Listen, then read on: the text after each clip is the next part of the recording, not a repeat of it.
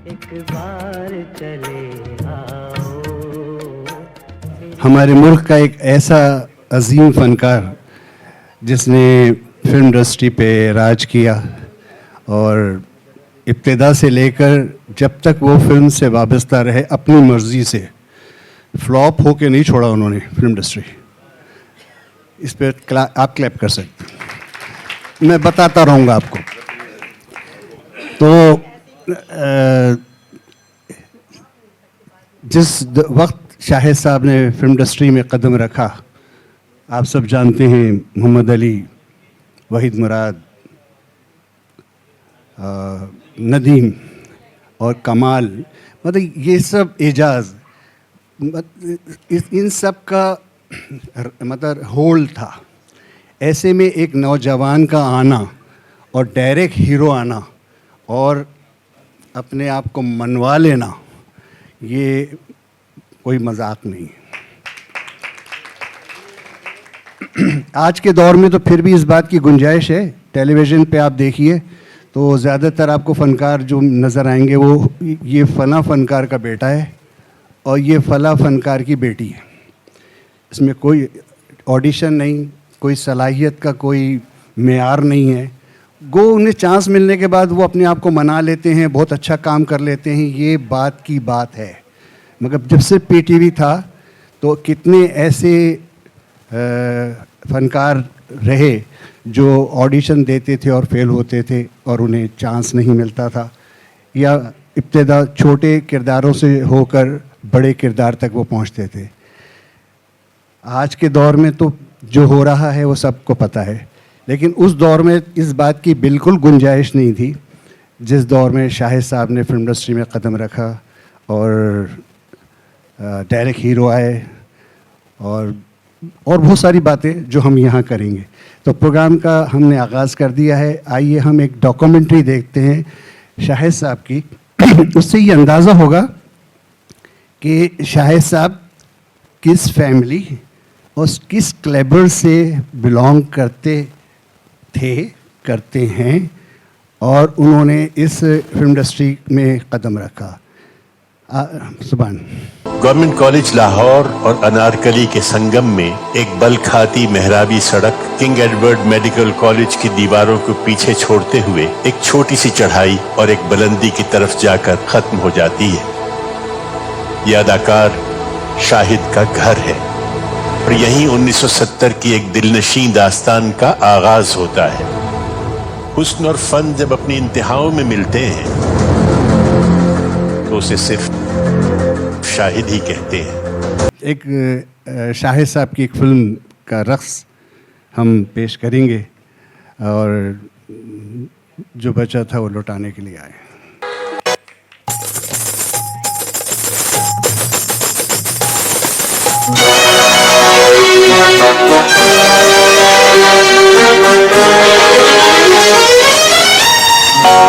जो बचा था वो लुटाने के लिए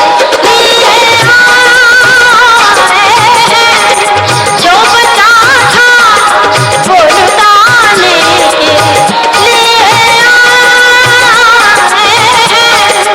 आखिरी गीत सुनाने के लिए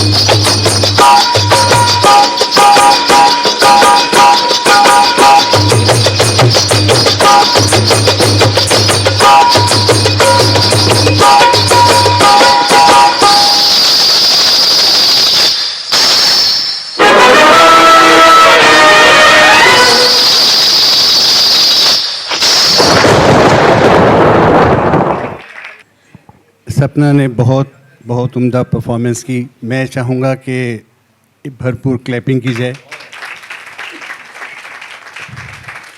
सपना ने ये रक़्स ज़रूर किया, लेकिन ये बेहतरीन स्टेज ड्रामा आर्टिस्ट है। और इस वक्त जो थिएटर फेस्टिवल हो रहा है आर्ट्स काउंसिल के, उसके तकरीबन ड्रामों में है। पीएसीसी के में थिएटर फेस्टिवल हुआ था, उसमें भी सपना ने काम किया था। ये पूरा घर ही फनकारों का है और जितनी मेहनत से ये काम कर रही है, हमारी दुआ है कि ये तरक्की करे भविष्य में। अब मैं दावत दूंगा हमारे मुल्क का एक ऐसा सरमाया, शाहिद साहब। एक बार चले आओ, फिर आके चले जाना।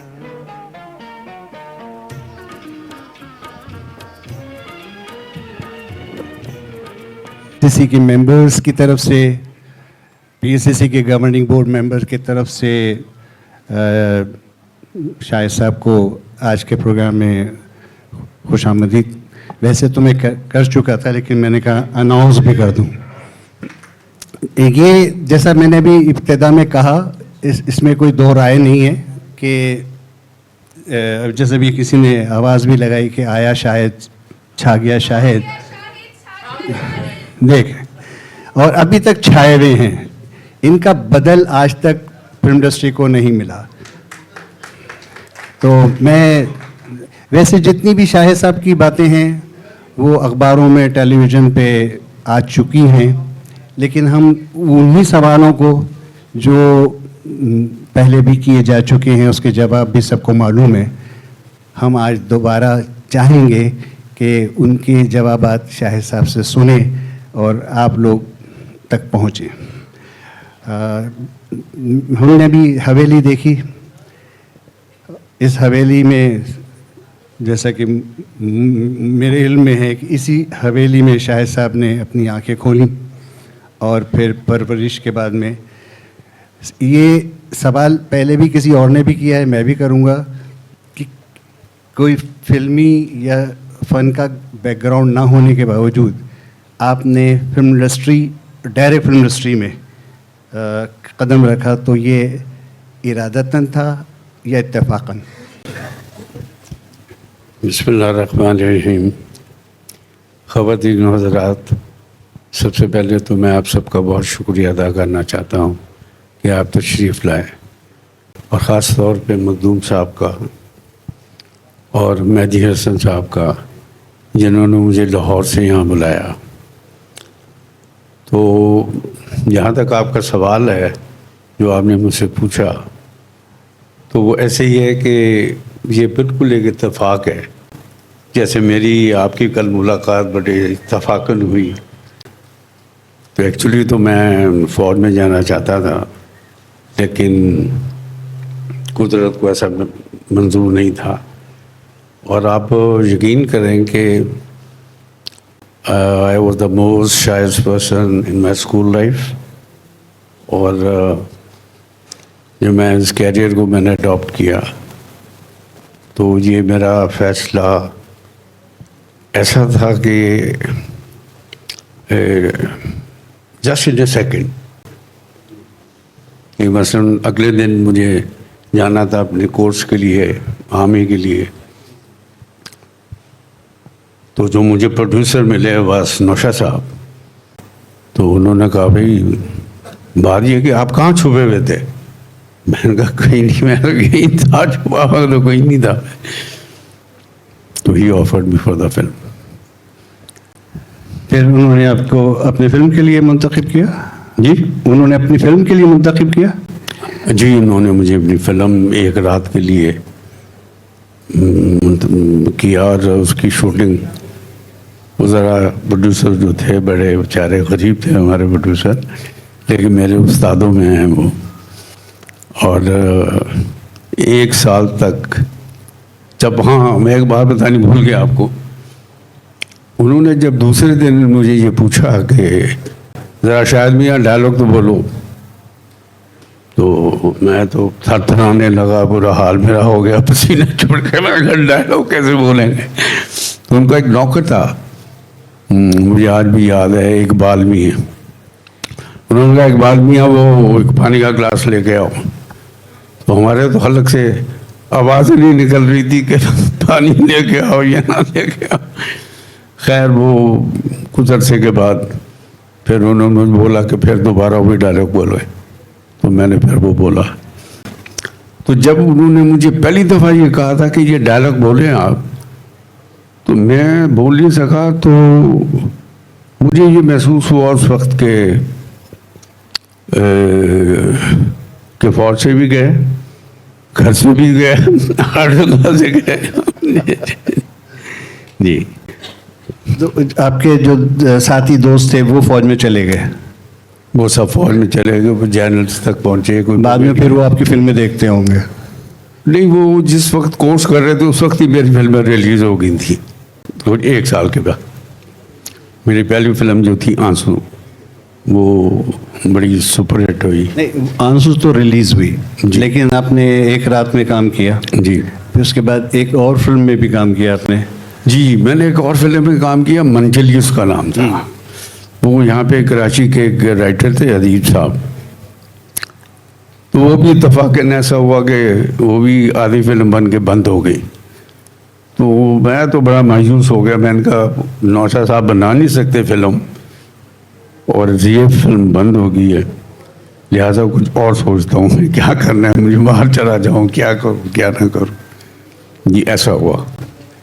उसके बाद एक रात रिलीज, जो पहली फिल्म है वो एक रात थी। जी। रिलीज 2 फिल्में मेरी जो पहली फिल्म थी वो एक रात, वो आंसू आंसू थी जो रिलीज हुई। ये रिलीज हुई।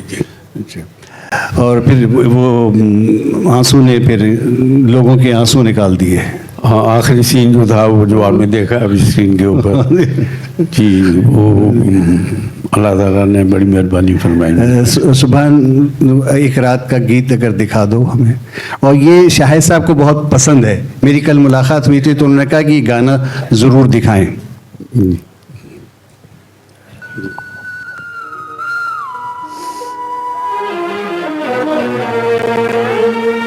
फिर आके चले जाना, फिर आके चले जाना,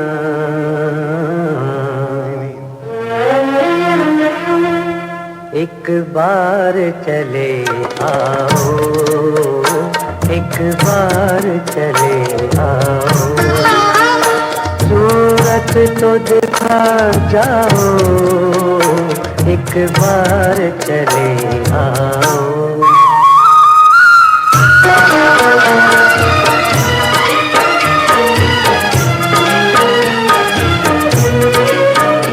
तुमको मेरे गीतों का संगीत बुलाता है, संगीत बुलाता है।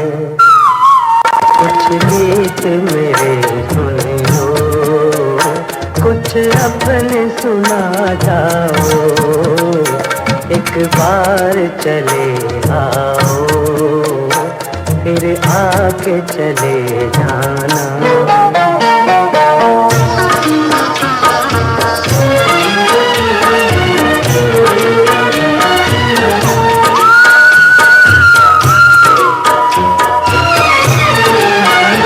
जो तुमको बुलाए फिर, जो तुमको बुलाए फिर, तुम शौक से मत आना, तुम शौक से मत आना।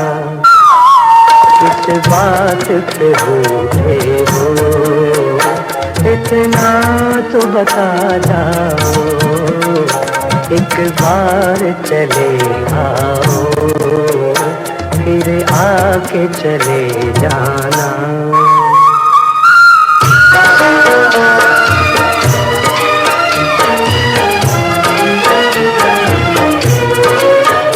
क्या दिल के तड़पने का एहसास नहीं तुमको,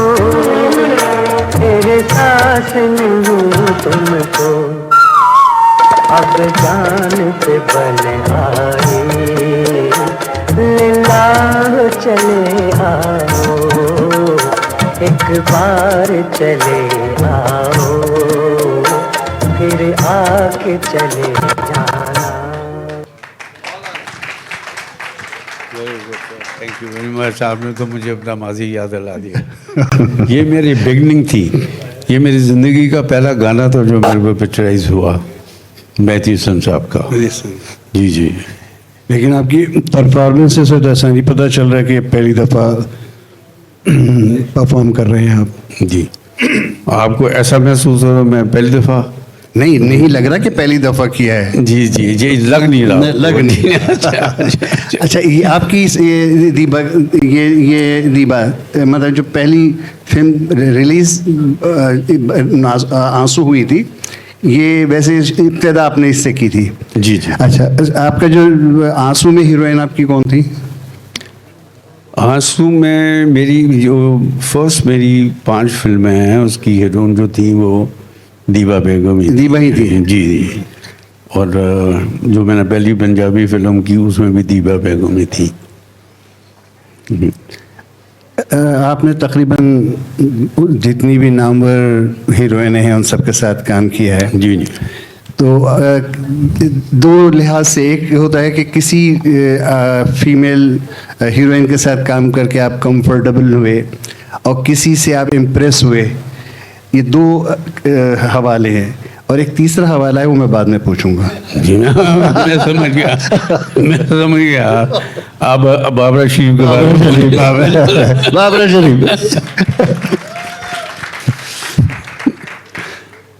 वो मुझे सबसे ज़्यादा, मैं वैसे तो बड़ा कंफर्टेबल रहा हूँ हर आर्टिस्ट के साथ, लेकिन ज़्यादातर जो मैं कंफर्टेबल था वो रानी बेगम थी, शबनम भाभी थी, इनके साथ में काफ़ी कंफर्टेबल। जो दूसरी आर्टिस्ट थी लाइक संगीता बेगम, मुमताज़ बेगम, वो तो मेरे साथ ही तकरीबन आई थी, हम इकट्ठे ही आए थे फिल्म कैरियर में। तो इनकी खैर रिस्पेक्ट भी बड़ी थी, लेकिन आपको पता है काम के ना तो फिर थोड़ा बहुत आपको और सबसे जो लतीफ़े की बात है वो ये है कि चूँकि हसन तारिक साहब मेरे उस्तादों में हैं, तो उनकी जो वाइफ थी रानी बेगम, उनको मैं तकरीबन भाभी भाभी कहता था। अब थोड़ी देर के बाद ऐसे होता था कि शॉट शुरू होता था, रोमांटिक गाना भी कभी है और सीन भी है, तो मैं बड़े रंग से ऐसे करके हाथ रखता था। तो तारिक साहब मुझे कहते हैं की कर रहे हैं, तो भाई है फड़ना जोड़ना ऐसे भी जनाब होता था। ये बड़ी हसन तारिक की दिलिया दली। जी जी जी। He was very professional। बिल्कुल बिल्कुल। ज़ाहिर है उन्होंने जितनी फिल्में दी हैं वो भी सब मिसाली फिल्में रही। जी जी। और जी जी जी। और मैं समझता हूँ कि उसके बाद उन्होंने हसन तारिक आप ही को ज़्यादातर अपने फिल्मों में लिया। जी। तो ये रानी का भी एक बात हो गई, दीबा की 5 फिल्में और शबनम के साथ भी कंफर्टेबल। तो ज़ाहिर है मैं वैसे कुछ और नहीं पूछ रहा, मैं बाबरा शरीफ के साथ भी आपने काम किया, उसका आपकी अच्छी जोड़ी रही। मेरी जो पहली कॉमेडी फिल्म थी वो उन्हीं के साथ थी, उसका नाम था, मुझे भी याद आ जाएगा, लेकिन she was a brilliant artist. Pakistan में ऐसी आर्टिस्ट कमी आएंगी जितनी वो आई। तो काफ़ी काम किया मैंने उनके साथ, बहुत सारी फिल्मों में काम किया, बड़ी कामयाब रही लाइक शबाना, और बहुत सारी फिल्में काफ़ी थी, जवानी दीवानी। तो ये फिल्म का नाम था? जी, फिल्म का नाम था जवानी दीवानी। क्योंकि जाहिर है वो उस दौर में तो जवानी ही दीवानी थी। जी जी जी, दीवानी भी थी। जवानी तो दीवानी होती है ना, होती है बिल्कुल। जी। फिर क्या हुआ ये किसने पूछा आप? फिर क्या, फिर कुछ नहीं हुआ। She is a good artist. नहीं, वो बहुत अच्छी आर्टिस्ट हैं, उनके साथ रहा और वो बाद में भी उन्होंने काम किया अपना। एक वो मुल्फ उनका स्टाइल था अदाकारी का, और जाहिर है उन्होंने मनवाया। जैसा भी आपने कहा कि जाहिर है जब भी हमने जो आपके हवेली देखी जी, और तो आप लोग जब आए इंडिया से तो उसका भी एक वाकया है, अगर वो आप हमें सुना देंगे तो इन लोगों के लिए। जी, जब हम इंडिया से शिफ्ट हुए तो मैं तो इसी हवेली में पैदा हुआ हूँ, पाकिस्तान के बनने के बाद। आई वॉज बॉर्न देयर, मैंने यहीं पे एजुकेशन ली। मेरा स्कूल जो था कैथीड्रल हाई स्कूल था, तो वहाँ से ऑक्सफोर्ड से हमारा कनेक्शन था कैम्ब्रिज लोगों का। वहाँ के जितने principal, vice principal, English teachers जितने भी थे, वो सारा कनेक्शन जो था वो ऑक्सफोर्ड से था। तो उसकी ख़ास वजह ये थी कि हम सीनियर कैम्ब्रिज में फेल हो गए और फ़ौरन हमें फिर मैट्रिक करनी पड़ी और सो एंड सो। लेकिन मेरा सारा बचपन जो है वो इसी हवेली में गुजरा जो आपने यहाँ पे देखी मेरी थी। तो यहीं से मेरे फिल्म कैरियर का स्टार्ट भी यहीं से हुआ। एक हमारे थे,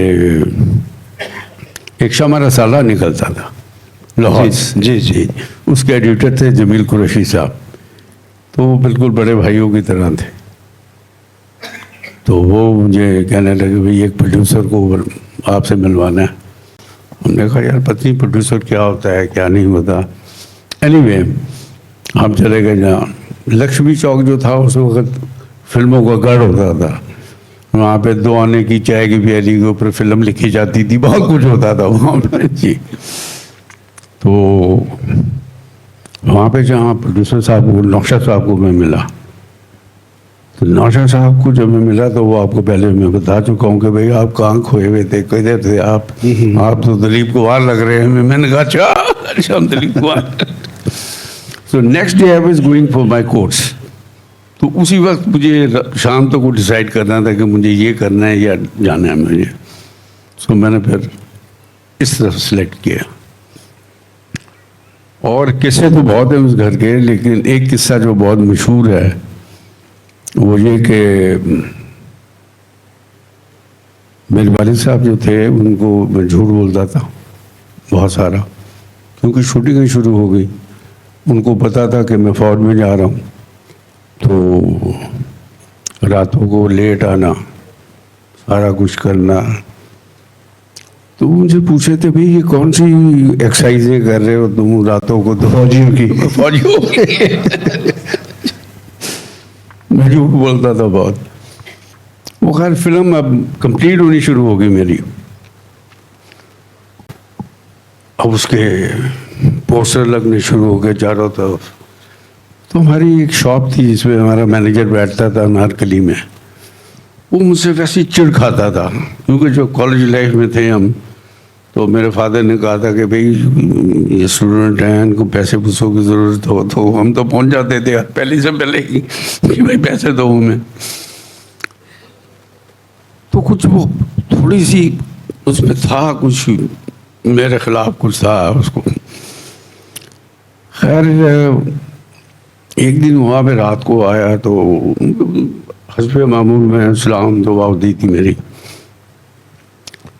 तो एक दिन मैं रात को आया तो मैंने सलाम किया, तो सलाम के जवाब में जूतों की बारिश हुई और बंदूकें निकल आई और जनाब राजपूती खून जो था वो खौल गया और पता नहीं क्या क्या हुआ मेरे साथ।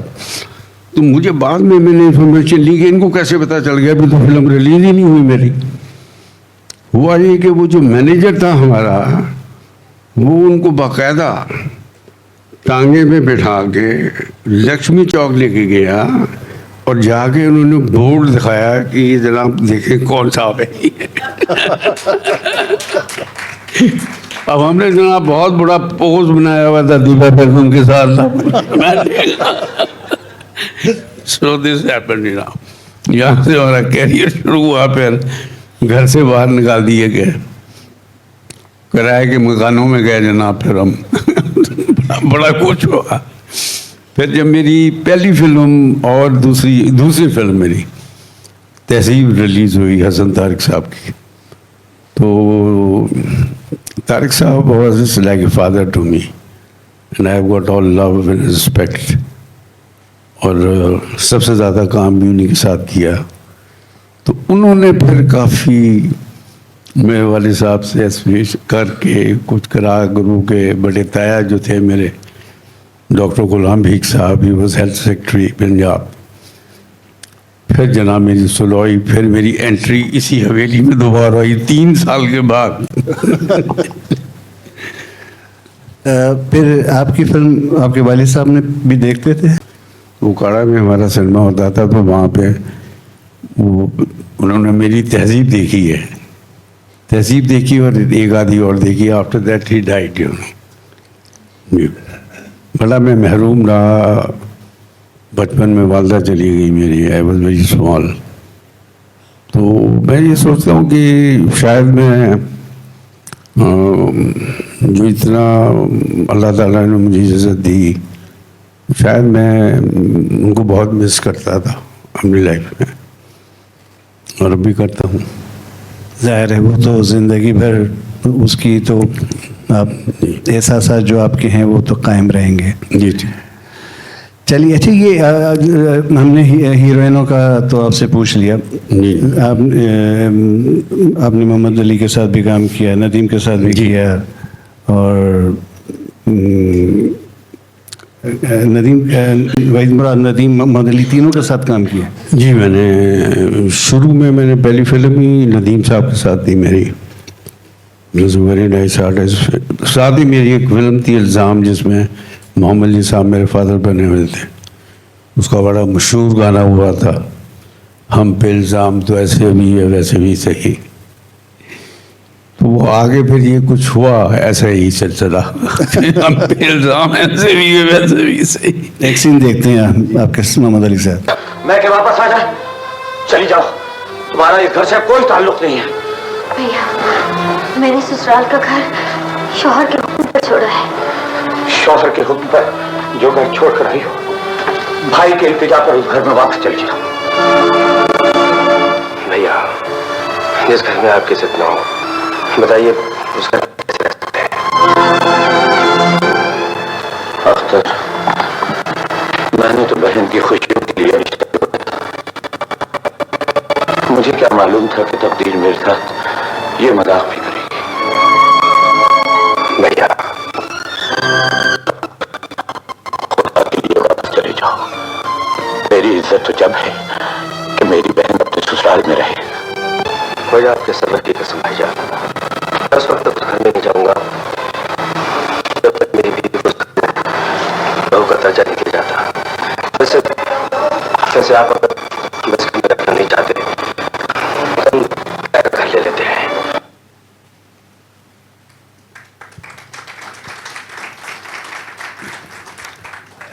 तो मोहम्मद अली साहब के साथ काम किया, ज़ाहिर है आप एक दो बड़े आर्टिस्ट एक साथ काम करने पर आप वही मोहम्मद अली साहब के लिए क्या राय है आपकी? मोहम्मद अली साहब बहुत बड़े आर्टिस्ट थे, येट पाकिस्तान कभी इतने बड़े आर्टिस्ट प्रोड्यूस कर सके हैं। उनकी आवाज़, उनका स्टाइल इंडिविजुअल था, उसमें कोई चीटिंग नहीं थी। तो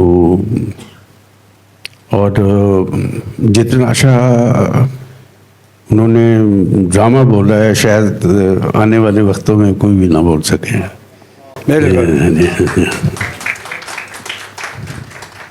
चूँकि वो रेडियो से गए थे, इसलिए उनके मुकालमे दूसरे आर्टिस्टों के बनिस्बत उनके जो मुकालमों की डिलीवरी थी जी, वो जज्बाती और हर तरह से किरदार अदा किया। और वो एक शायद चंद अदाकारों में से एक अदाकार थे जो तलवार वाली फिल्मों में उन्होंने बहुत काम किया। जी जी, वो उस वक्त हम स्कूल में थे जी। अच्छा, उस वक्त आप इन अदाकारों में से किसकी फिल्म ज़्यादा देखने चाहते थे? उस ज़माने में जी जब हम यंगस्टर्स थे तो वहीद साहब की फिल्में काफ़ी देखी, क्योंकि वहीद साहब काफ़ी काम किया उनके साथ मैंने लेटर ऑन, लेकिन he was also very versatile. तो वहीद साहब तो बहुत सीनियर है मुझसे, मोहम्मद अली साहब भी, नदीम साहब भी, लेकिन ज़रा मेरा बिल्ड थोड़ा सा, आई वॉज हार्डली 19-20 ईयर्स जब मैं हीरो बना, तो कुछ यकीन नहीं करता था। जब मैं कहता था, मैंने वहीद साहब को स्कूल में था जब उनकी मैंने पहली फिल्म देखी, तो कहते यार मजाक कर रहे हो तुम, अपनी ये छुपा रहे हो मुझसे। तो I used to do like that. लेकिन नदीम साहब ने भी बड़ा ज़बरदस्त काम किया। उनकी जो पहली फिल्म थी चकोरी जी, तो मैं उस वक्त I was doing my matric at that time, तो फिर मुझे पता नहीं था कि मेरी पहली फिल्म भी नदीम साहब ही के साथ होगी। जी ऐसा भी हुआ। और उसकी हीरोइन भी जो थी वो दीबा बेगम थी। कौन से? दीबा बेगम। हाँ हाँ, मैडम दीबा थी। They were all senior to me actually, in fact, you know. ज़ाहिर है बिल्कुल। जब आप नदीम साहब की फिल्म मैट्रिक में थे और देखने जाते थे, जी, तो उस वक्त तक तो ये सारे फनकार अपने आप को मनवा चुके। वही साहब पे बड़ी लड़की मरती थी। किसमें? वही मुराद साहब पे जी बेशुमार लड़कियाँ मरती थी, उसमें तो कोई शक नहीं।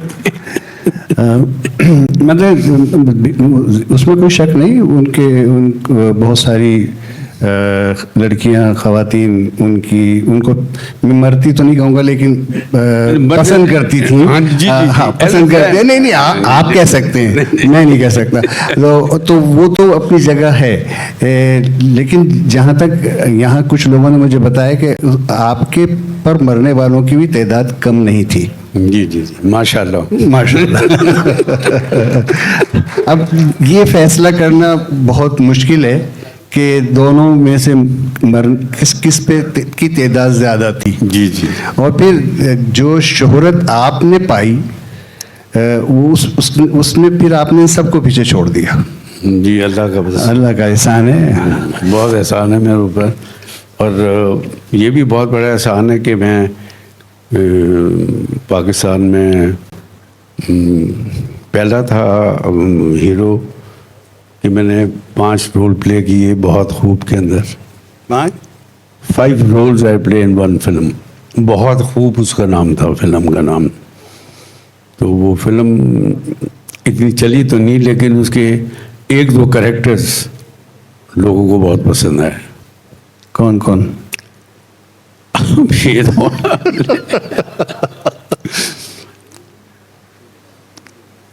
अगर आपके पास गाना हो तो आपको पता है। आप पहले बताइए तो देखते हैं, उनसे गाना निकलवाएंगे। जी जी। वो उसमें एक कैरेक्टर था मेरा पुलिस का, वो बड़ा ज़बरदस्त था। कौन सी फिल्म? यही बहुत खूब की बात कर रहा हूँ मैं। तो एक जो कैरेक्टर था वो था, मतलब is not a male, is not female, you know। बाबा समझ गए होंगे। जी ख्याल सर आ गए हैं क्या?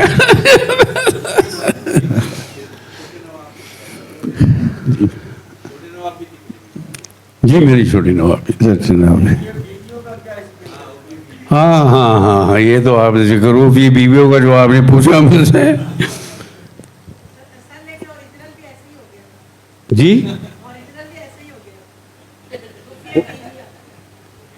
ये बड़ी अच्छी फिल्म थी, वो मेरी बड़ी सुपरहिट फिल्म थी। लेकिन उसमें ये था कि मर्दों के साथ तो बहुत बुरा हुआ उसमें। और जो 2 बीवियाँ रखने वाले थे, तो हमारे डायरेक्टर थे एस सुलेमान साहब। तो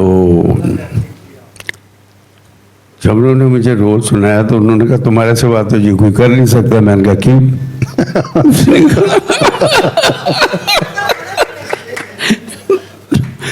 कहते तुम बहुत नेचुरल करोगे। मैंने कहा जी ठीक है, वो नेचुरली हुआ फिर बहुत। फिल्म ही बहुत हिट हुई। उसकी वजह ये कि आपको मुश्किल पेश नहीं आई परफॉर्म करने में? पहले शॉट से ही। हाँ जी।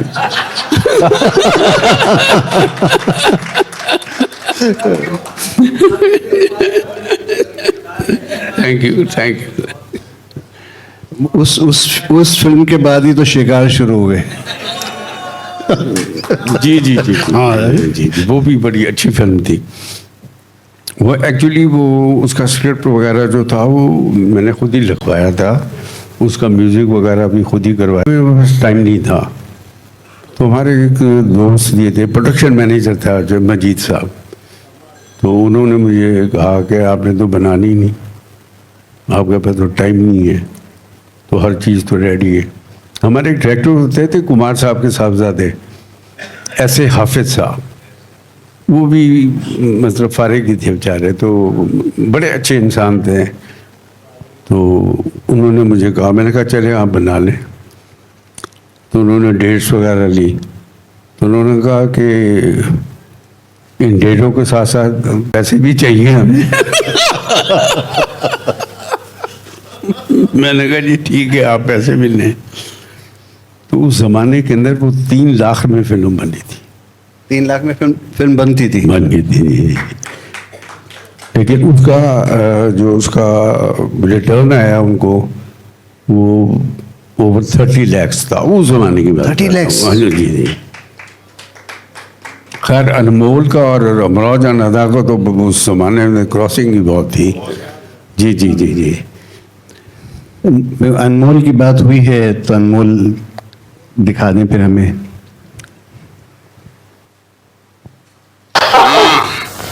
इसका मतलब यह है कि तुम मेले पर गए थे।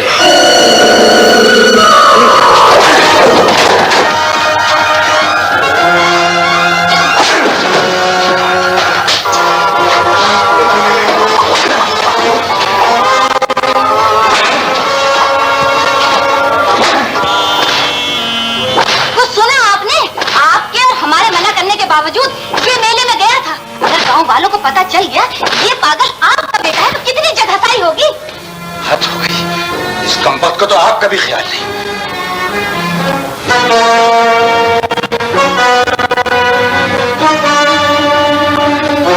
मैं इसके हाथों परेशान हो गया। मेरे मना करने के बावजूद क्यों गया था? बताओ क्यों गया था? इस तरह माफ कर दीजिए बाजी, अब कभी नहीं जाऊंगा। तू ऐसे नहीं मानेगा। जागीरदार साहब, हट जाओ मुंशी। कैसे हट जाऊं? सौतेली माँ ने मारा, मैंने कुछ नहीं कहा। भाई ने मारा, मैंने बर्दाश्त किया। आज बाप के हाथों ने हंटर उठा लिया है और मैं मजलूम बेटे के सामने से हट जाऊं। ये हुक्म किसी दरिंदे को दीजिएगा जागीरदार साहब। अभी मुझ में कुछ इंसानियत बाकी। होश में आओ मुंशी। मैं तो होश में आ चुका हूँ, आप भी होश में आने की कोशिश कीजिए जागीरदार साहब। आपको क्या से क्या बना दिया है इन लोगों ने। बाप के सीने से दिल निकाल कर पत्थर रख दिया है इन जालिमों ने। बदतमीज, चले जाओ यहाँ से। अरे मैं तो कब का चला गया होता यहाँ से, मगर बड़े बाबू की बेबसी ने मेरे पाँव में जंजीरें डाल रखी। अमीर बाप बदल सकता है, गरीब नौकर नहीं बदल सकता। आप चुप क्यों हैं? निकाल दीजिए इसे। और मेरे और मालिक के बीच में ये आपका बहुत डिफरेंट कैरेक्टर था। हाँ जी, बड़ा डिफिकल्ट, क्योंकि वैसे आप रोमांटिक फिल्मों में जो आपने काम किया और शुरू से, और ये बिल्कुल एक चैलेंज होगा यकीनन जी आपके जी। लिए। और ये शुरू की फिल्म है मेरी, मतलब जब मैं आंसू कर रहा था, तहजीब कर रहा था, तो अनमोल मेरी पहले लगी फिल्म। तो अनमोल के साथ एक मेरी फिल्म थी प्यासा, जो हसन तारक साहब कर रहे थे। रज़िया भट्ट साहिबा का एक नावल था वैशी। तो एट ए टाइम में ये कर रहा था। और इसमें अगर मनोवर सही साहब यहाँ पे होते तो मनोवर सही साहब ने बहुत ज़्यादा शॉटों के अंदर ठुकाई भी हुई है मेरी इसके अंदर। मैंने मनोवर सईद साहब को दावत दी थी और मेरी बात हुई थी। जी जी। भाभी हॉस्पिटल में है, हाँ, उन्हें उसकी वजह से मेरी कल भी बात हुई, आज भी बात हुई, और मैंने बुलाया था इसी आपके वो से, तो उन्होंने कहा था अगर वो घर चले गई हॉस्पिटल से तो मैं ज़रूर आऊँ। जी जी जी जी जी। वो इसलिए नहीं आ सके, वरना क्योंकि ये मंजर के साथ फिर मुनव्वर सईद का और इनकी जो बातें होती वो बहुत ज़्यादा और हमारे लिए लुत्फ आता। जाहिर है उन्होंने जितना बेदर्दी से जुल्म किया है और उसमें बड़ा बेदर्दी से मारा उन्होंने मुझे। बाद दफ़ा लग भी गया है। हाँ जी, बहुत दफ़ा लगा है इसमें। बहुत दफ़ा लगा। जी जी, बहुत दफ़ा लगा है। तो ये भी मैं आपको बता दूं, ये जो मुंशी बने हुए थे इसमें, यही मेरे उस्ताद हैं बास नौशा साहब। अच्छा अच्छा, ये जी जी जी, जो यहाँ पे भी आपको बचाते हैं। यहाँ पे भी बचाते हैं। जी जी जी। नहीं, वाकई जितने भी आपने डिफरेंट कैरेक्टर किए और हर एक कैरेक्टर अपनी जगह अलग होने के साथ साथ वो भरपूर रहा। अच्छा चलिए, मैं फिर अमजद शाह साहब को दावत दूंगा, प्लीज़।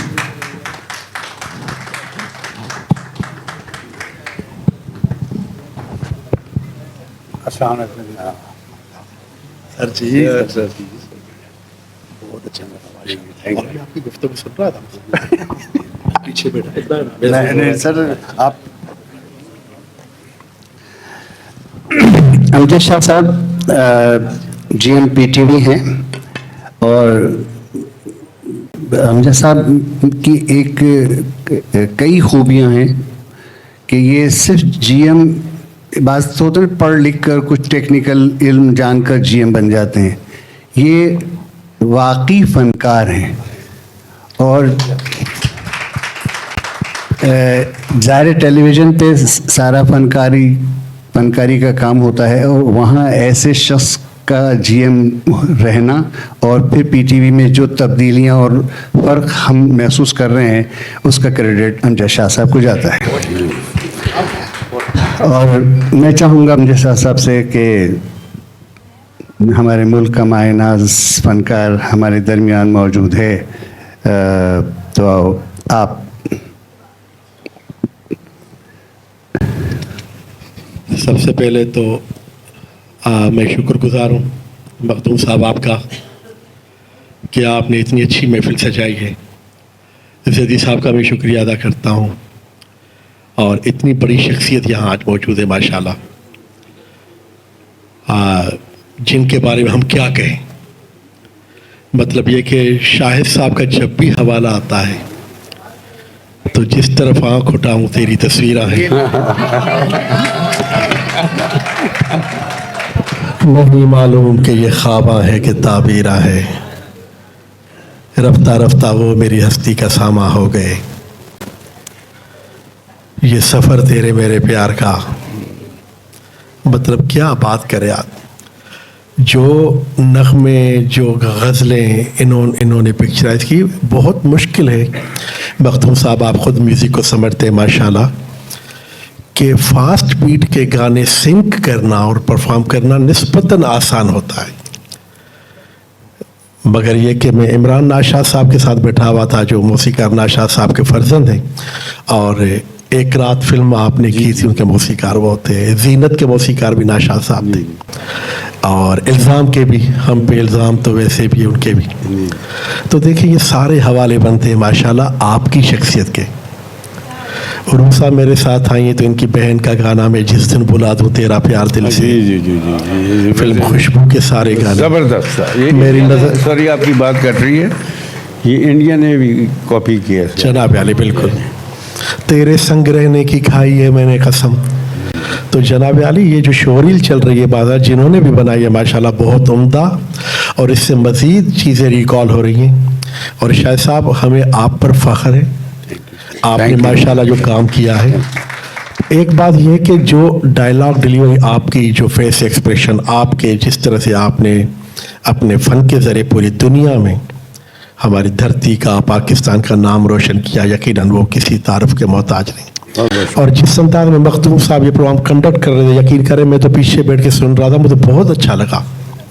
और क्योंकि खुद फनकार है माशाल्लाह, तलत महमूद साहब को इतना अच्छा गाते हैं। जी जी, शाहिद साहब, अगर आप आज ये इजाज़त देंगे मुझे तो शाहिद साहब मेरा ये कहना है कि जिस फनकार में मौसीकियत होती है ना, वो अच्छा अदाकार भी होता है, उनकी डायलॉग डिलीवरी भी बहुत अच्छी होती है, उनके फेस एक्सप्रेशन भी अच्छे होते हैं।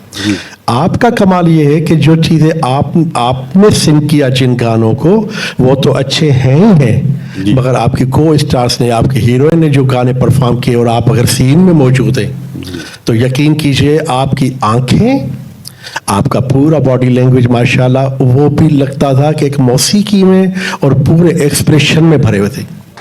था यकीन क्या है कि ये रातां कभी जब रानी बेगम ने परफॉर्म किया तो आपकी परफॉर्मेंस क्या थी, झूमे कभी नाचे कभी लहराए खुशी से जब गाना हुआ तो आपकी परफॉर्मेंस क्या कम थी।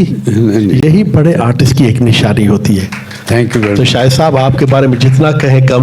अब मैं मखदूम साहब से कहूँगा कि कुछ आपसे बातें करें, बस इसी शौक में पूछी हजारों बातें जी, मैं तेरा हुस्न तेरे हुस्न बयां तक देखूं। Thank you very much. बहुत शुक्रिया।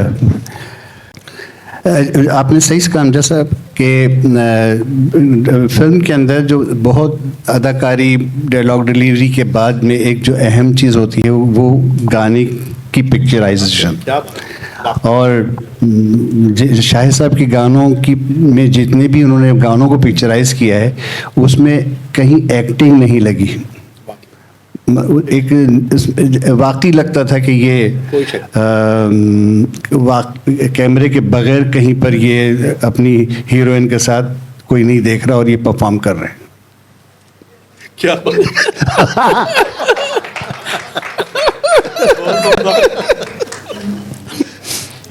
जी जी, आपका तस्वीर ऐसे ही रहता था, कैमरा नहीं है बस हम परफॉर्म कर रहे हैं। जी मेरा हमेशा ऐसे रहा कि मतलब जब मैं सेट पे जाता था तो मेरी कोशिश होती थी कि सेट से मैं बाहर ना निकलूं। उसकी वजह थी कि I wanted to be in the character. मतलब आप जब थोड़ा सा जैसे ब्रेक हो गई है, जैसे कोई हो गया प्रॉब्लम, तो मैं बहुत कम I used to go out. लेकिन मेरी हमेशा यही कोशिश रहती थी कि जितना मैं बेस्ट दे सकूं मैं दूं। आपने बहुत बहुत उम्दा जो आपकी रिकॉर्ड पर है वो सब यादगार हैं और हमेशा यादगार रहेगी। और मुझे यकीन है कि नए जो फनकार इस चाहे वो टेलीविज़न की फील्ड में आ रहे हों या फिल्म में, वो आपको फॉलो कर रहे हैं।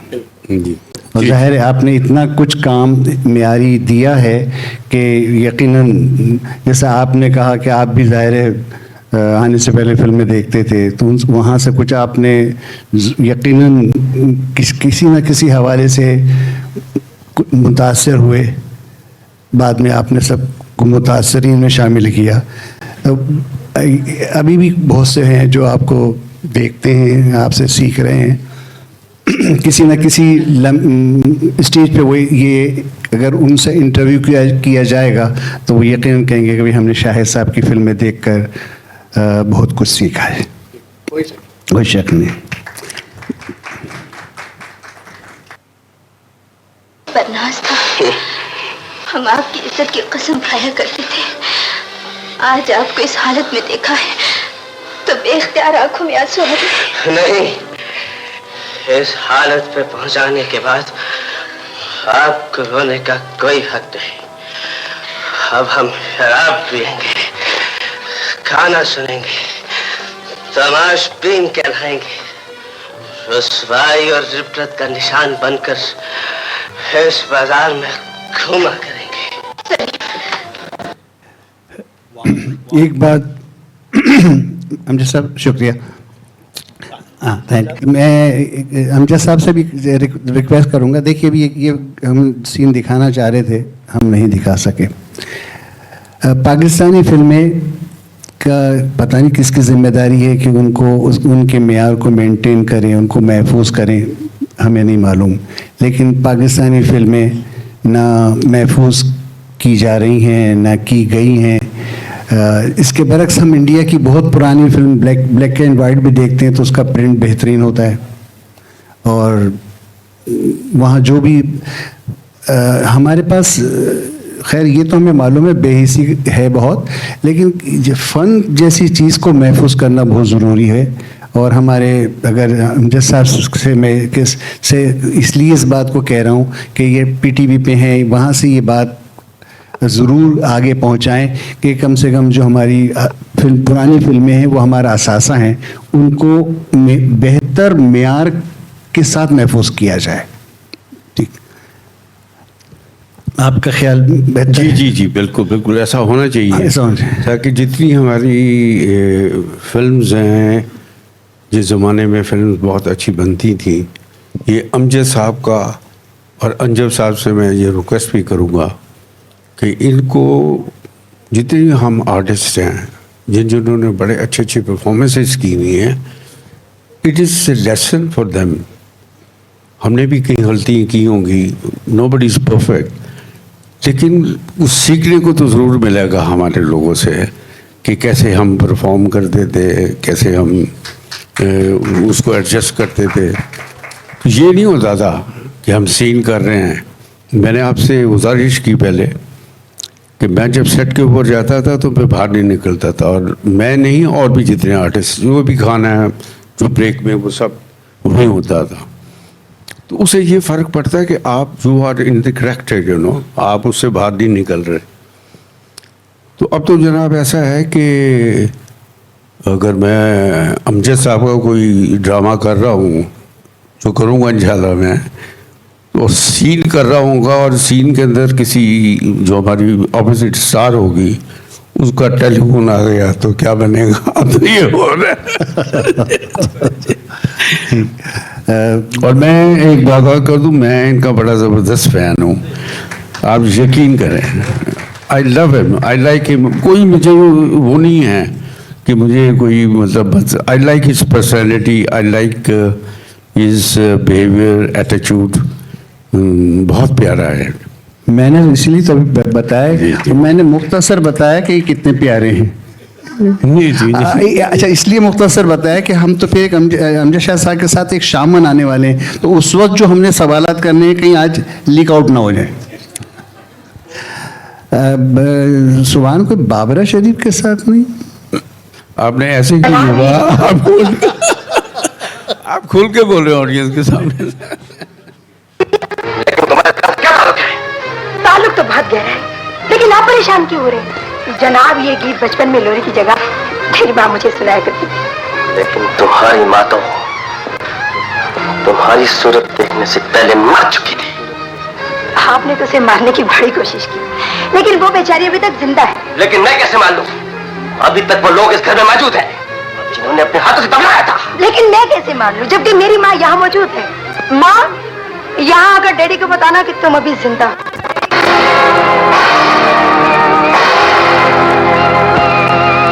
कौन है ये?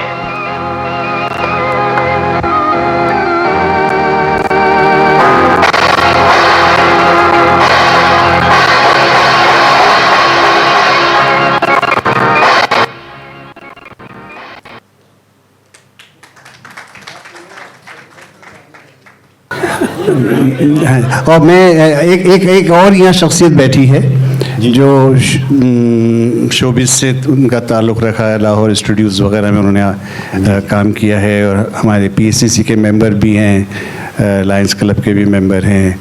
और सुल्तान गजनवी साहब से मैं दरख्वास्त करूँगा कि वो स्टेज पे आएँ और शाहिद साहब के लिए अपना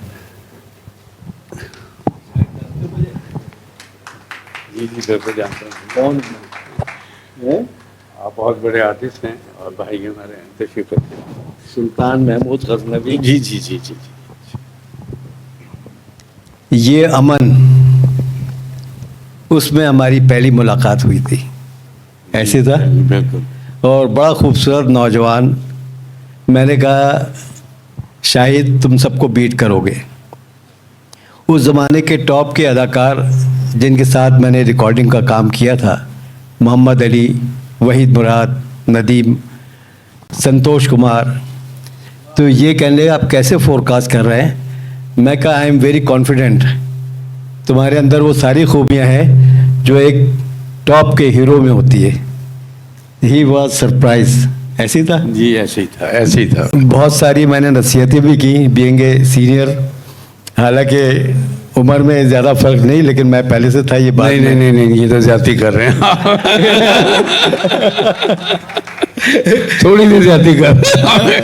अच्छा, बचपन में मिले थे, आप 55 में मिल रहे हैं हम लोग, ऐसे ही ठीक है, अब सही है, चलो। तो ये मन में फिर पता नहीं कितनी फिल्में, पंजाबी, उर्दू, सब में हमारा साथ रहा। और ये एक बड़ा आर्टिस्ट नहीं, ये एक बहुत बड़ा इंसान है। मैं समनाबाद में रहता था, इतनी उनसियत, इतनी मोहब्बत हम में हो गई थी कि ये मुझे पिक और ड्रॉप करते थे जी, बिल्कुल अपनी गाड़ी में। जी। एक दफ़ा मेरा एक्सीडेंट हुआ तो शालीमार कंपनी का चीफ रिकॉर्डिस्ट शरीफ नाम था, वो मेरे साथ था। उसकी मशीनें वगैरह वहाँ छोड़कर हम वापस आ रहे थे रक्षा में, तो बैलगाड़ी के साथ एक्सीडेंट हो गया।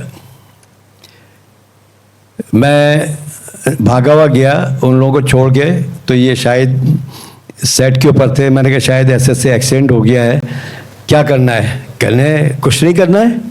फ़ौरन उसको बुलाया प्रोडक्शन मैनेजर को और उससे कहा कि जितने पैसे खर्च हो, सुल्तान महमूद और जो साहब भी ज़ख्मी हैं उनको मेरी गाड़ी में बैठा के हॉस्पिटल लेके जाओ। तो ये अदाकार नहीं बहुत बड़े, ये बहुत बड़े इंसान भी हैं और बेहतरीन दोस्त भी हैं। इनके पास ना नहीं थी। जितने प्रोड्यूसर आते थे ये किसी को ना नहीं करते थे, उसमें बंदूकें भी निकली हैं अखबार से, बड़े बड़े मामलात हुए हैं और शाहिद वैसे खड़ा रहा। और फर्स्ट डे से लेके आज तक शाहिद ही है और इसका कोई मैच नहीं है। माशाल्लाह माशाल्लाह, अल्लाह नजर बद से बचाए। Thank you sir, thank you. हमारी सबकी दुआएं हैं कि तायात इनको अल्लाह पाक रूहानी, जिस्मानी और जहनी तौर पर तंदुरुस्त और तवाना रखे, चलते हाथ पांव रखे। Thank you. मिलते हैं ब्रेक के बाद। Thank you sir, thank you, thank you, thank you.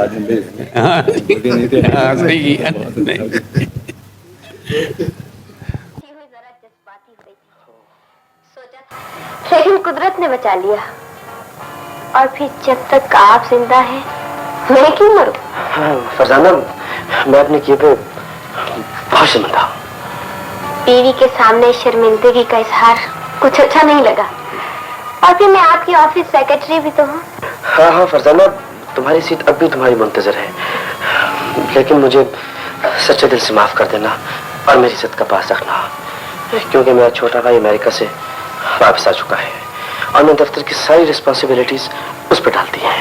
आप फिक्र मत करें, मैं तो इस दफ्तर में दोबारा अपनी जिम्मेदारियां निभाने के लिए आई हूँ। रहा इज्जत का सवाल, तो हम दोनों की इज्जत एक दूसरे के हाथ में है।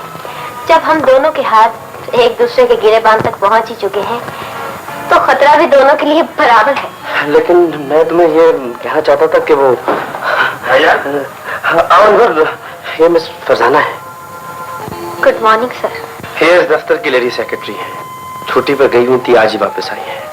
और ये है मेरा भाई अनवर, मिस फरजाना इस दफ्तर के सियाह सफेद के मालिक यही है। दरअसल मैं काम कर करके बहुत थक गया हूँ। I want a rest now. अच्छा हुआ ये आज आ गई, वरना मैं आपसे यही कहने आया था कि कोई और स्टेनोग्राफर रख लेते हैं। भाईजान से बात खत्म करके जरा मेरे कमरे में आइएगा, कुछ इंपॉर्टेंट लेटर डिक्टेट करनी है। Yes sir. मैं जरा आपके भाई से मिला हूँ। हाँ जरूर जाओ, लेकिन फरजाना गुजरी हुई बातों का जिक्र न करना प्लीज। हाँ फिक्र मत करें, मैं उन्हें निकाहनामा नहीं दिखाऊंगी और ना ये बताऊंगी कि वो मेरे तेवर हैं। Okay dear. Okay dear. ये ड्रामे का सीन था, फिल्म का सीन था ये? जी जी जी, नहीं, फिल्म का सीन। मैं नहीं दिखाऊंगी। ये फिल्म का सीन था, फिल्म का सीन जी, रियल लाइफ में नहीं था। तो मैं चाहूँगा कि हमारे पास जो यहाँ मौजूद हैं, अगर वो भी कोई हमारे आर्टिस्ट मुल्क के मायना शाहिद साहब से सवाल करना चाहें, लेकिन मैं एक रिक्वेस्ट करूँगा, शोबिज़ फिल्म से ही सवाल अगर कोई बताएं, सवाल करना चाहते हैं तो सुभान उन्हें माइक दे देंगे। शाहिद साहब, आपसे सवाल मेरा सिर्फ ये था कि आज हमारी फिल्म इंडस्ट्री जिस तरह से है, आपके दौर जब था, आप जब काम कर रहे थे, उस वक्त हम देखते थे ईद पर, जैसे कि अब रमज़ान आने वाले, ईद पे कई फिल्में रिलीज़ होती थी, लेकिन अब वो फिल्में की तादाद नहीं है, इक्का दुक्का कोई फिल्म रिलीज़ हो जाती है। तो उस दौर में और आज के दौर में आप क्या फ़र्क देखते हैं कि क्या हमें तब्दीली लानी चाहिए या किस बिना पे हमारी इंडस्ट्री ज़वाल की तरफ चली गई, इसके पीछे बात क्या है? और दूसरी बात, आप टेलीविज़न पे काम कर रहे थे, सीरियल में कर रहे थे, आप ड्रामे कर रहे थे, अब वो भी कम हो गए, इसकी क्या वजह है? जहाँ तक आपका पहला सवाल है वो ये कि जिस ज़माने में अच्छी फिल्में बन रही थी, उस ज़माने के अंदर लोग बहुत अच्छे थे। लोग तो आज भी बहुत अच्छे हैं, वही लोग हैं, वही हर चीज़ है। सबसे पहले तो गवर्नमेंट ऑफ पाकिस्तान ने हमें रिकग्नाइज ही नहीं किया एज ए इंडस्ट्री। अब इतनी बड़ी इंडस्ट्री के जहाँ हम इतने टैक्सेस पे करते हैं, आज मेरे पास कोई फिल्म नहीं है तो मैं आज भी टैक्स पे कर रहा हूँ। दूसरी बात ये कि उस वक़्त हर चीज़ बड़ी चीप थी। लोग, directors, producers, writers, music directors, शायर हमारे इतने अच्छे थे कि कॉम्पिटेंट काम होता था। ऐसे नहीं होता था कि आर्टिस्ट सेट पे खड़े में और सीन आ रहा है और सीन जा रहा है। बाकायदा एक स्क्रिप्टिंग होती थी, बाकायदा एक उसके ड्रेसेस बनते थे, म्यूज़िक होता था, म्यूज़िक बनता था, और जब हर चीज़ रेडी हो जाती थी उसके बाद कास्टिंग होती थी कि फ़लाने आर्टिस्ट को फ़लाने उसमें लेना है। फिर करते करते ये हुआ कि उस ज़माने के अंदर, जिस ज़माने में मेरी भी एंट्री हुई, उससे पहले बहुत अच्छी फिल्में बन रही थी। जब मोहम्मद अली साहब, नदीम साहब, वहीद साहब, संतोष कुमार साहब, सुधीर साहब, यूसुफ खान साहब, एजाज साहब, ये सब बहुत काम कर रहे थे उस वक़्त। और जिस वक्त मैं एंटर हुआ हूँ तो आप यकीन करें कि पूरे स्टूडियोज़ फुल होते थे और लोग स्टूडियोज़ के इतने बाहर होते थे हम लोगों को देखने के लिए कि आपकी सोच ख़त्म हो जाएगी। अब आपकी वजह, आपने पूछी वजह क्या हुई? वजह ये हुई कि एक तो मैंने बताया इंडस्ट्री को रिकग्नाइज नहीं किया। दूसरा फिर ये हुआ कि ईस्ट पाकिस्तान चला गया जहाँ हमारी टेरिटरी बहुत कम है। हमने बेहतरीन फिल्में बनाई हैं, इतनी अच्छी फिल्में बनाई हैं कि हमारी यूरोप के अंदर, मिडिल ईस्ट के अंदर, नॉर्थ अमेरिका में नाज कपूर साहब की बॉबी लगी उस ज़माने में। तो हमारी फिल्म ताशकंद में गई हमारे ग्रुप की, एक गुना और से, उसमें सबिया भाभी अवार्ड लेके आई। For the first time in the history of Tashkent के किसी आर्टिस्ट को, किसी डायरेक्टर को, हसन दारी साहब को अवार्ड मिला। जी, मेरा नाम है मोहम्मद गुलामुद्दीन साहब की और बाबरा बेगम की। उनकी जो फिल्म है वो आज तक चल रही है वहाँ पे चाइना के अंदर। तो इतनी अच्छी फिल्में बनी हैं, इतना कुछ अच्छा हुआ है। पहले तो ये हुआ कि ईस्ट पाकिस्तान चला गया हमारा।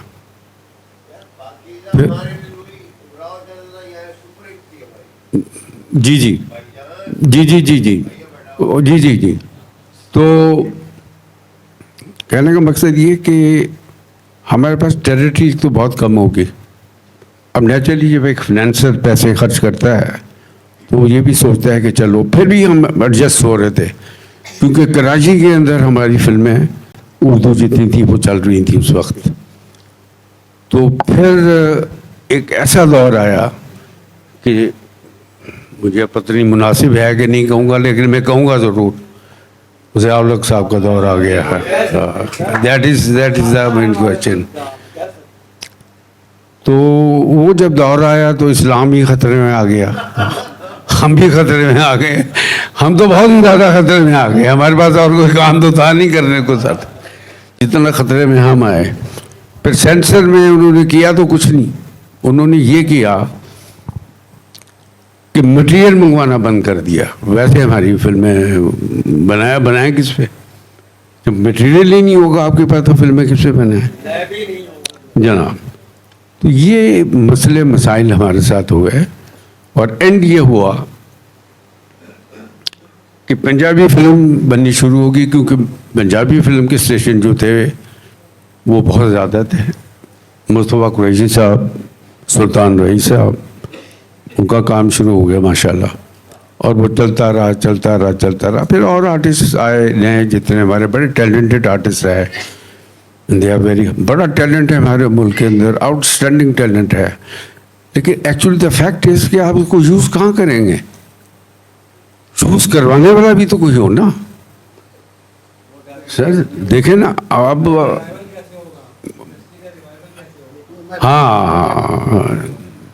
अस्सलाम वालेकुम। बहुत बहुत खुशी हो रही है आपको अपने सामने देख के, और कराची में आपको वेलकम है। Thank you. तो मेरा सवाल सिर्फ ये था कि आपने टोटल कितनी फिल्मों में काम किया? मेरा जी कि अबाउट 200 से ज़्यादा ही हैं माशाल्लाह माशाल्लाह। दूसरा ये था कि आपने भी बताया सबके जो है ज़वाल पजीर हुई इंडस्ट्री वगैरह, तो अभी आप इस हैसियत में, आपके पास मेरे ख्याल में हो सकता है कि टाइम हो, तो आप कोई ऐसे प्रोडक्शन लेके आए ना, कोई अपने बेटे को इंट्रोड्यूस कराएं या किसी अदाकार को नया इंट्रोड्यूस कराएं, उसे फिल्म में लाएं? जी मैंने 2 साल पहले फिल्म बनाई। अच्छा माशाल्लाह। हुए तुम अजनबी, और 71 नेशनल, मेरे अंदर नेशनलिज्म बहुत है, और मैं आप सबसे भी ये रिक्वेस्ट करूँगा बीइंग पाकिस्तानी कि हमारे अंदर नेशनलिज्म बहुत कम है। नेशनलिज्म ज़रूर होना चाहिए। I was offered in 76 for India, लेकिन मैं नहीं गया, मेरे सीनियर्स गए, मोहम्मद अली साहब गए, नदीम साहब गए। लेकिन मसला ये है कि वो फिल्म डेड फ्लॉप हुई, और मुझे इतना नुकसान हुआ कि मैं आपको बता नहीं सकता। अभी ये 2023 के अंदर रिलीज़ हुई है ईद के ऊपर, देयर वाज नो रिस्पॉन्स। तो अब मुझे बताएं नेक्स्ट स्टेप मैं कैसे लूँगा? अगर मैं अच्छे सीरियल बनाता हूँ, अगर मैं अच्छा सीरियल बनाता हूँ, कोशिश करता हूँ सीरियल बनाने की, लेता कोई नहीं। तो sir so many problems are there. जी जवार भाई। बिस्मिल्लाहिर्रहमानिर्रहीम। अब्दुल जब्बार राठौड़ मेरा नाम।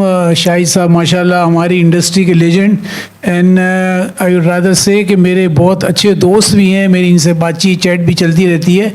2 इयर्स बैक मैंने ट्रिब्यूट दिया था शाहिद साहब को ड्रीम वर्ल्ड में, तो माशाल्लाह इन्होंने अपने फ्रेंड सर्कल में गुलाम मोहिउद्दीन, मुस्तफ़ा कुरैशी को 20-25 आर्टिस्ट बुलाए थे।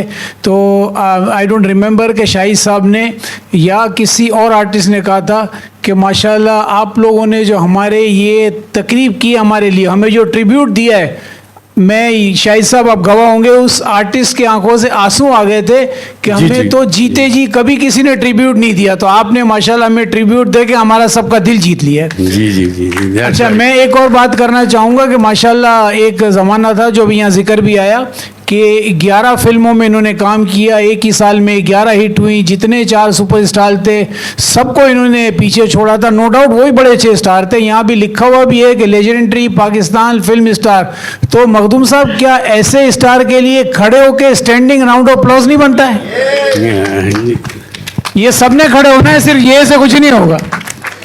Thank you very much sir. एक लास्ट आपसे फरमाइश की, माशाल्लाह मैंने भी, आप ये इन्होंने ड्रीम वर्ल्ड स्टे भी किया था, हम 2-3 दिन वहाँ रहे भी थे, तो एक चीज़ आपने कही थी मुझे और वहाँ की भी थी कि जब आप पे जो गाने पिक्चराइज होते थे तो आप बैक द स्टेज थोड़ा बहुत गुनगुनाते भी थे। तो मखदूम साहब भी माशाल्लाह इतने गुलकार हैं, तो कुछ 2 बोल मखदूम साहब के साथ हो जाए। जी इंशाल्लाह ताला, इंशाल्लाह ताला ज़रूर।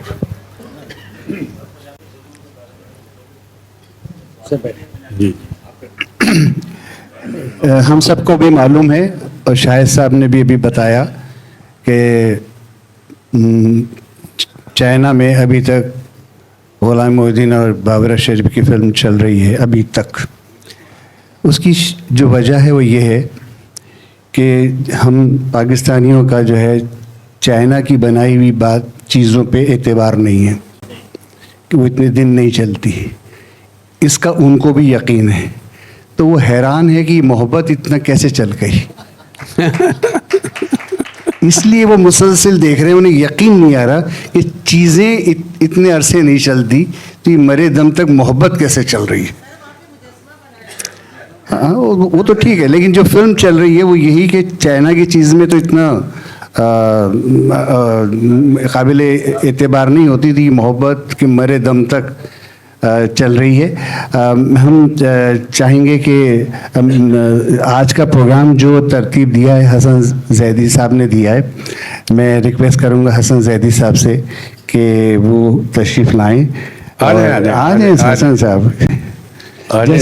जैसे शाहिद साहब ने कहा ना कि फिल्म इंडस्ट्री में आते हो तो थोड़े शाही थे, हसन जैदी साहब अभी तक हैं।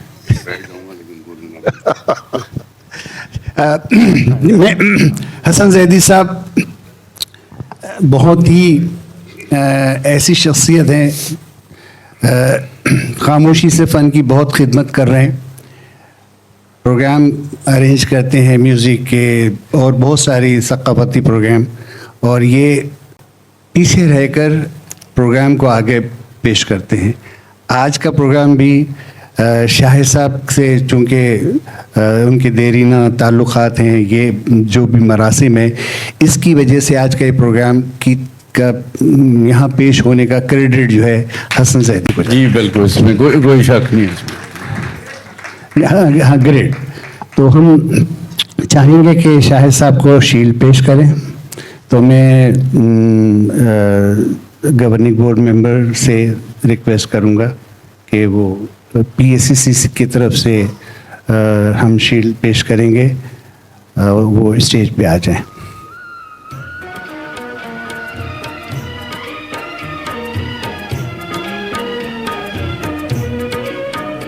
तुमको मेरे गीतों का संगीत बुलाता है, संगीत बुलाता है।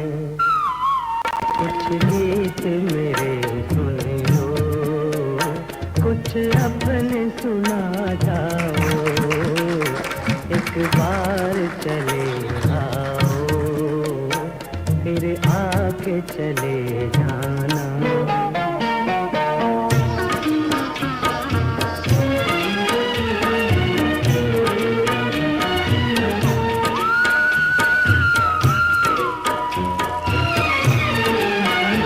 जो तुमको बुलाए फिर, जो तुमको बुलाए फिर, तुम शौक से मत आना, तुम शौक से मत आना। किस बात पे रूठे हो इतना तो बता जाओ, एक बार चले आओ, फिर आके चले जाना।